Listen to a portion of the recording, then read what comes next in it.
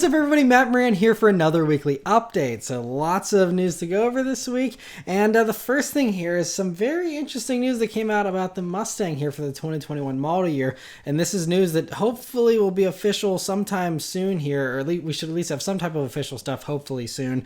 We'll see if this turns out to be true or not.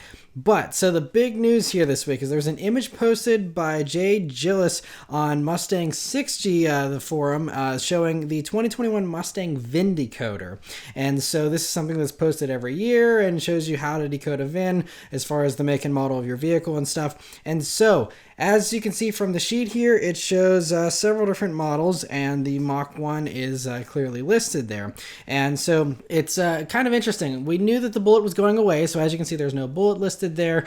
That was always planned for just a 2-year model run for 2019 and 2020. So totally expected Bullet to go away. It's unfortunate because it's a fantastic model, but I have mine. There's almost probably at this point between the two model years close to 20,000 of them out there, maybe a little less, maybe 15 or so, but plenty of them out there for those who want them. So now it's time for a new model, and it sounds like the Mach 1 will take its place.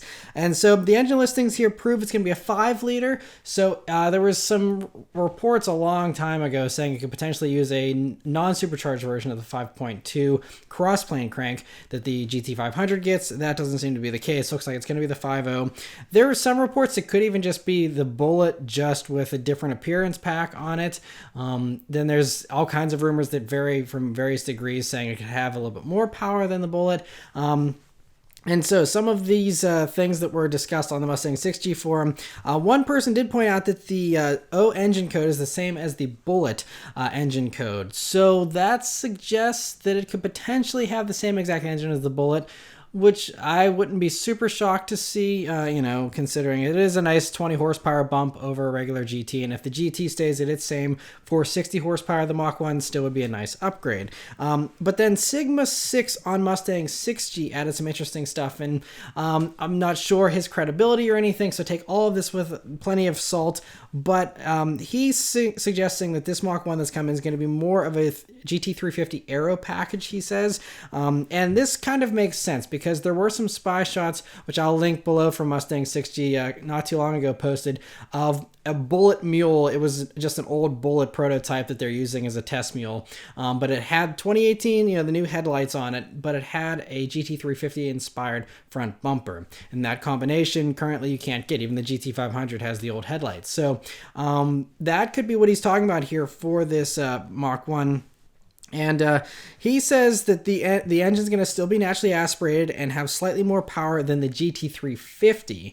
So we're talking about, somewhere in the neighborhood of 530 horsepower out of the same motor that the Bullet does 480 with. So that's a pretty big jump. We'll see if they can go that far. That would really be a strung out 5-liter if it's naturally aspirated, as far as, from an OEM, working it up. And so we'll have to see if that turns out to be true. But he also continued and said that it's going to have a different suspension setup from previous models with an aim to have a truer muscle car in the middle for enthusiasts. So this wouldn't be a replacement for the GT350 as far as its ethos, but it sounds like it could actually be a replacement for the 350 because in this VIN decoder, there is no GT350 listed. Previous years had it listed. The GT500 is listed on this new one, but you don't see anything for the GT350. And a lot of people are not sure about this news considering they just updated the GT350 here for 2019 and 2020 with some slight tweaks. We'll have to see, how that plays out. The GT350 is amazing. It's an amazing vehicle, but there have been a lot of reliability issues with engines just popping left and right, unfortunately. Even just on Mustang 6G, again, not too long ago, there was someone who took a brand new GT350 delivery here, brand new 2020 model, and was doing a road trip, and the motor just failed on his road trip home from picking up his brand new car. And this kind of stuff, I see blown GT350 motor stories left and right, which is really a shame because it is just glorious when it's working right. Like most things, like many other cars that have iffy reliability, they're amazing whenever they're working right. And even my buddy Rated R Cars, his GT350 has been nothing but problems, sadly. So maybe that has a little bit of an influence as to why the 350 is going away, maybe a little sooner than some people expected. I don't know, but doesn't look like that engine is going to live on beyond this car and, just the 500 with its cross-plane crank version. But anyway, very interesting there. Again, the 350 is an amazing car, and it really would be a shame if it went away. But again, it's a car that has been around since the 2016 model year now. And there's plenty of them out there, and this would also keep it limited and actually probably help stabilize prices for those as well. And so anyway, interesting there. Another thing related to these decoders, there was another one posted by user Rusty on the new F150forum.com, and so this decoder shows a hybrid F-150 coming, and it's going to be using the 3.5-liter EcoBoost V6 engine and combining that with hybrid. So we're talking about like a top trim thing where you take the top engine and then put this on top of that. It also confirms that the V8's continuing for the 2021 new version of the F-150, which is also exciting news because, with Toyota planning on getting rid of the V8 in their full-size trucks and stuff, I was worried that maybe Ford was going to kill off the V8 as well, but that V8 is needed in the F-150 to subsidize the Mustang's V8, and so I'm glad to see the V8 is continuing in the F-150, and it's always great to give people choices and, have it there for those people who do still want the V8. But another interesting thing with this VIN decoder for the F-150 is there is no 5.2 motor listed. And so the rumored GT500 powered Raptor that people keep talking about, if it is coming, it's not coming for the 2021 model year. Again, if this decoder is accurate, which it seems to be. And so that means we're looking at least a 2022 model year vehicle. But that's probably okay considering, the Ram T-Rex probably won't be showing up until around then as well. So, we'll have to wait and see. But interesting there nonetheless. Some other changes for the 2020 model year. Aaron Adams of Sims Chevrolet posted a list of changes coming to the 2021 Corvette that he found within the Order Workbench dealer system. And so he posted this on the C8 Corvette owners Facebook page. And so it reveals 2 new colors, a new red mist tint coat and silver flare colors that, according to Corvette Blogger, are going to be replacing the Long Beach red and Blade silver colors. And so there's other changes here, like magnetic ride control is now going to be available as a standalone option instead of tied to the Z51 package like it used to be. So that's a nice, for those who don't want, I guess, maybe want a more luxurious Corvette, you can get the magnetic ride control without getting the sporty suspension setup. That kind of makes sense. So other things, wireless Apple CarPlay is going to be now standard on all 2021 Corvettes, even the base one. And that's something that Chevy's rolling out, it seems, for all their 2021 models. Otherwise, there's a few minor trim and stripe options that are added and swapped around. There's no word on the rumored price increase, though, we've been hearing about for the next model year here, the Corvette. And I have a feeling the price increase might actually get delayed a little bit, considering a lot of these 2020 Corvette orders that were supposed to be built are probably not even going to be built in time for the 2020 model year. And they'll all just probably be pushed to 2021s with the whole pandemic going on currently. So, that could be, something that maybe they would feel bad increasing the price on people, and maybe those people get grandfathered in. We'll have to wait and see. But anyway, interesting to hear those changes, at least from Aaron Adams there. Chevy has also officially delayed a couple of models due to the virus, with the media site now showing that the refreshed Traverse and Equinox models that were supposed to be 2021 models will now be 2022 models launched in the 2021 calendar year. So a lot of that stuff got pushed back, and according to Reuters, just about everything at GM is getting pushed back. In their report here at Reuters, suppliers have been told supposedly that even development of future models is being postponed. So the most immediate delay is the new Tahoe, Suburban, Yukon, and Escalade that were supposed to launch in April. Obviously, nothing's launching in April, with dealers mostly being closed across the country and stuff. They're now saying mid-2020. So I think that it sounded like they were basically rolling off the line already, the new Yukons and stuff. So I'm guessing they're basically ready to go once they can start up the factory again. So I think once factories start up again, you can start seeing these showing up. So hopefully maybe mid to late summer, again, depending on how things go with everything right now. Other stuff that the Reuters report also confirmed, that it's been confirmed by GM as well, that updates to the GMC Terrain, Cadillac XT4, Chevy Bolt, Silverado, and GMC Sierra are all being pushed back to next year, with most of those now being scheduled to launch as 2022 models. And that's interesting that those were all confirmed because, we already knew there was some refreshes coming, but I wasn't certain when the Bolt refresh was coming. So that apparently was supposed to be coming this year, as was a refresh for the Silverado and the GMC Sierra, which is interesting because those are like only a year or two old. The 2019 model year those came out.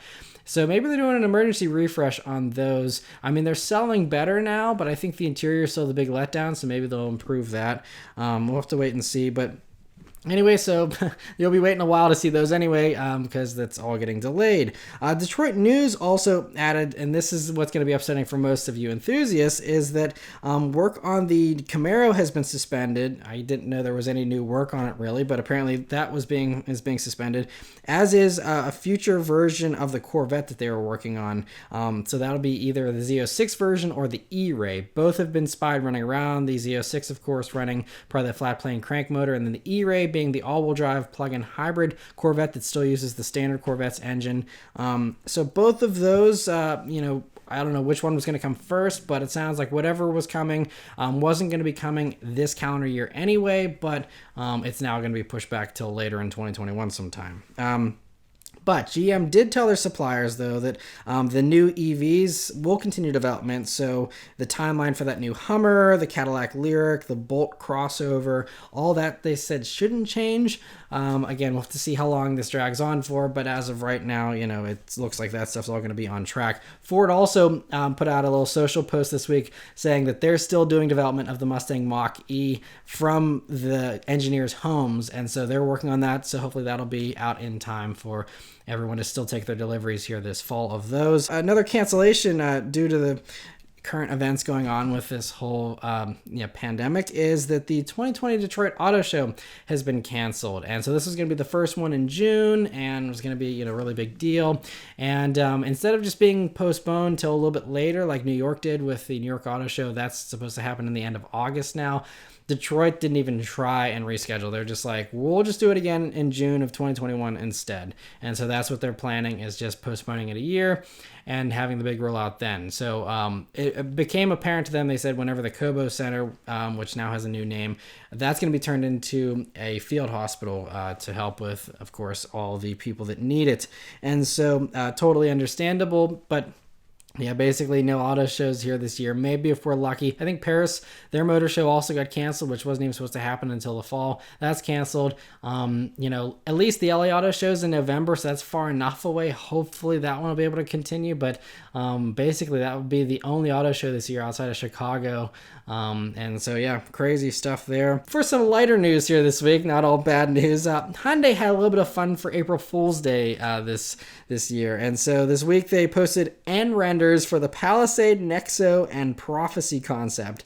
And obviously it's pretty unrealistic for the Nexo and the Prophecy, but for the Palisade one, it actually looks pretty cool and fairly realistic, and it seems to be getting a pretty good reaction from people online as well. I think this one, people are actually saying, like, why don't you build this? Because if it gets the top motor from Genesis, that 3.5 liter turbo V6, that does 375 horsepower, 391 pound-feet of torque. That'd be certainly worthy of the N badge. And a Palisade, which usually does 290 horsepower, you get a big jump there. And, it could be a cool competitor to like the Explorer ST and even the Dodge Durango SRT. But yeah, we'll have to see. It doesn't sound like they're planning on doing it if they made an April Fool's joke, but maybe this will make them rethink it if everyone's in love with the idea. We'll have to wait and see, but cool of them to have a little bit of fun. And speaking of Genesis, though, they revealed all the details here for the 2021 Genesis G80 this week. So we saw some pictures and stuff a couple of weeks ago, and so now we have the mechanical details, and they're basically the same as the GV80. So you get the same choice of two different engines, either the 2.5 liter turbo engine, which has 300 horsepower and 311 pound-feet of torque, or the new 3.5 liter turbo V6 doing 375 horsepower and that 391 pound-feet of torque. No more V8 though for the G80. That is one thing you previously could get on the old ones. It's going to be available, these engines with rear-wheel drive or all-wheel drive for either engine. And other interesting things here, they say it weighs 243 pounds less than the previous generation of the G80, thanks to more aluminum in the body. But they say NVH has still been improved in many different areas. It'll also get an electronically controlled suspension now with road preview, which Genesis says enhances ride quality by reducing road impacts using information supplied through the front camera. So this is something I think Rolls-Royce and Audi and a few other companies dabbled in, where it reads the road as like, hey, there's a pothole, and pre-adjust the suspension ahead of time, which is cool technology. Even in like the Rolls-Royces I reviewed back in the day, it wasn't like a game changer. It's just you have a softer vehicle that certainly helps no matter what. But I'll be curious to test it out, hopefully eventually. Other safety tech that they're going to be introducing are some new advancements for Genesis and Hyundai. But this is stuff that I think also the GV80 will be getting, but they're introducing the Highway Driving Assist 2.0, which will do your lane changes, as well as improving the technology that's in the current Highway Drive Assist, which, I just reviewed the Hyundai Sonata and did my whole week with it and tested out that Highway Drive Assist, and it wasn't great in my experience, but a lot of other people love the system, and people were so confused by why it didn't work well for me, and I'm not sure, but hopefully this new version improves that. Also, the Smart Cruise Control has machine learning like it does in the GV80, so it can learn how the driver drives and adjust its driving accordingly. So if you follow more closely or drive more aggressively or less aggressively, I think you can pick up on that and kind of figure out how to do that safely while you have the Smart Cruise Control on. There's also a blind spot collision avoidance assist technology, so kind of like Volvo and a few others, where if it looks like you're going to lane change into somebody and it sees someone in the blind spot there, it'll actually steer you back into your lane, and so it can do that. So it has those active capabilities that you previously just had normal blind spot monitoring on other Genesis models. But yeah, so that's some of the tech here in the new G80. It's all going to be very impressive, and so cool to hear all that.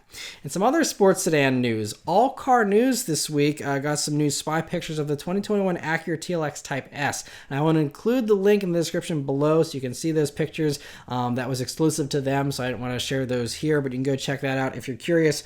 But they show a car that looks very, very similar to the Type-S concept, which is phenomenal news. Finally, someone builds a car that looks like the concept version. It's really refreshing, and looks like it's actually, according to the spy shots, it's also running the same wheels as the NSX, which is doubly exciting. Because, man, you're going to have drop-dead gorgeous looks, and if you have grip that's similar to that of the NSX, this is starting to sound like a real exciting package, but it gets better according to All Car News. And their sources they didn't cite, so I'm not sure where they're getting these numbers from. So take them with a heavy grain of salt. But here's their numbers. They're claiming that the engine options for the regular new TLX are going to include a turbo 4-cylinder and a 300 horsepower V6. Then they say the rumor is that the Type S version is going to get a twin-turbo V6 with over 400 horsepower and paired up with the super handling all-wheel drive system, which sounds fantastic as well. They also, though, mentioned that the NSX's hybrid powertrain will be showing up in other models eventually, too. Not sure what that would show up in. Maybe like the MDX Type S that we know is under development as well. I'm not sure if it'll be detuned because I doubt they'd want to do as much horsepower as the NSX, but we'll have to wait and see. But anyway, yeah, check out the link in the description for those pictures if you're curious. But great news there. I hope the numbers are accurate. That would be very, very promising, and a great report by them. And the last little bit of sports sedan news here is that BMW officially revealed the specs here for the US version of the 330e plug-in hybrid 3 Series. So it runs a 9.09 kilowatt-hour battery that will provide 22 miles of electric range according to the EPA in rear-wheel drive versions, and you get 20 miles of range in the all-wheel drive versions. And so the electric motor combines with a 2-liter turbo 4-cylinder engine for a total of 288 horsepower and 310 pound-feet of torque. 0 to 60 is the same 5.6 seconds as a regular 330i, even though this one has 33 more horsepower and 16 more pound-feet of torque. But in the hybrid, that peak power is only available for 10-second bursts whenever you're in sport mode. So you have to be sport mode and then full throttle for 10 seconds to get that peak power. Otherwise, you have a good bit less power in normal mode. But pricing for these is going to be starting at $45,545, and that's including destination, and that's for the rear-wheel drive model. But that does make it about $3,800 more expensive than a regular 330i. So if you do a lot of city driving, it could certainly make a lot of sense. And with the rebates from the state and federal and stuff, I'm not sure what the exact rebate would be since that battery is pretty small, but you would get some type of rebate, so that could help offset that additional price hike there. And so anyway, those are scheduled to be arriving in May. Again, that scheduled is the key word here. We'll see, but I don't think anyone will be buying cars until this whole thing blows over anyway. BMW also revealed their next hydrogen powertrain here that they're working on with Toyota. And so it's called the iHydrogen Next system, and it does 374 horsepower for peak bursts, but does 170 horsepower under normal driving conditions. And so it runs the same electric motor they're actually going to be using in the new i4 and the iNext models, but just powers it with 2 hydrogen tanks and a fuel cell. It also includes a peak power battery to provide those acceleration bursts as often as requested, so you will be able to get that peak power, and I guess that little battery will be topped off pretty quickly. And so they're supposedly going to start testing this in prototype X5s in 2022, so a little ways off still, and that's just to test it out in the real world. BMW does say they plan to release a hydrogen-powered vehicle sometime between like 2025 and 2030, depending on the market and if there's demand and how development goes and how the infrastructure for hydrogen develops and all that kind of stuff. But they say they could potentially see this as like the 4th pillar in their powertrain strategy of just, between having the normal gas stuff, plug-in hybrid gas stuff, battery electric vehicles, and then having hydrogen to give people whatever they want, And I think hydrogen still is really the really good solution for those who want long range distance, don't want any kind of range anxiety until there's a battery breakthrough. There's a certain limit you can get to with batteries before you just can't do any more range. And so it sounds like this hydrogen could solve that problem for those who don't want a gas or plug-in hybrid. So anyway, interesting they're still working on that, especially with Toyota. And the last news story this week is that Autocar has interviewed Jeep executive Christian Muner, who talked with them about Jeep's plans. And this is primarily for Europe, since Autocar is obviously a UK publication. But it's likely that all this stuff's going to come to the US as well at some point. And so he told them that Jeep wants to become the greenest, most sustainable SUV company in the world, and added that we'll soon see a lot of things we are working on, like battery electric vehicles. And so I think this is all kind of interesting to cover because this is a new thing. For a long time, FCA was kind of pushing off the whole, just green approach and stuff. And maybe they still are for their other brands, but at least for Jeep, it seems like they're going more towards the, electrified stuff now than they were before.